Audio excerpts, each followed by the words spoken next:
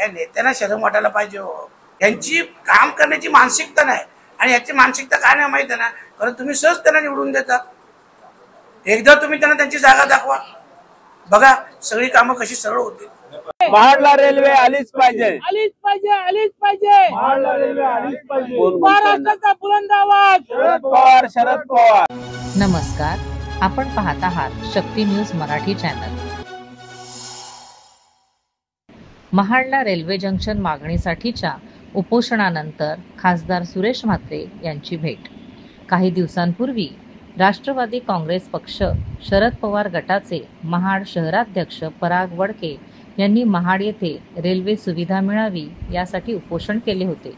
या आंदोलनानंतर आता खासदार सुरेश म्हात्रे यांनी महाडला भेट देऊन स्थानिक कार्यकर्त्यांशी चर्चा केली आहे.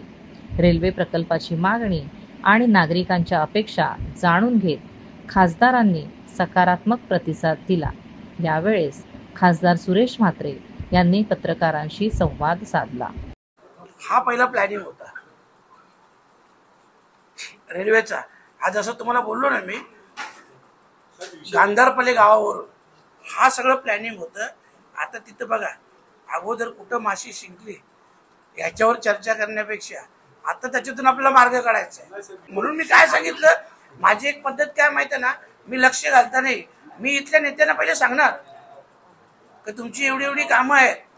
मला नाही माझ्या लोकांनी माझ्याकडे एवढ्या तक्रारी केल्या, तुम्ही ही कामं करा आणि तुम्ही प्राधान्य कामं करत नसतील तर आम्हा लोकांना आंदोलन करायला लागेल, रस्त्यावर उतरायला लागेल. परत आले तेच विषय ना, हे सगळे तुमचे नेते बरोबर आहे का नाही. या नेत्यांना शरम वाटायला पाहिजे हो. मी स्पष्ट बोलणारा माणूस आहे. जबाबदार कोण असतो? अरे मी माझ्या लोकसभा वार्डात सांगतो, मी विरोधी पक्षाचा आहे.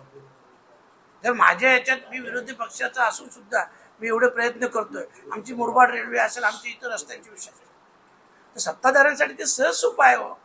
यांची काम करण्याची मानसिकता नाही आणि याची मानसिकता काय नाही माहिती आहे ना, कारण तुम्ही सहज त्यांना निवडून देता. एकदा तुम्ही त्यांना त्यांची जागा दाखवा, बघा सगळी कामं कशी सरळ होतील.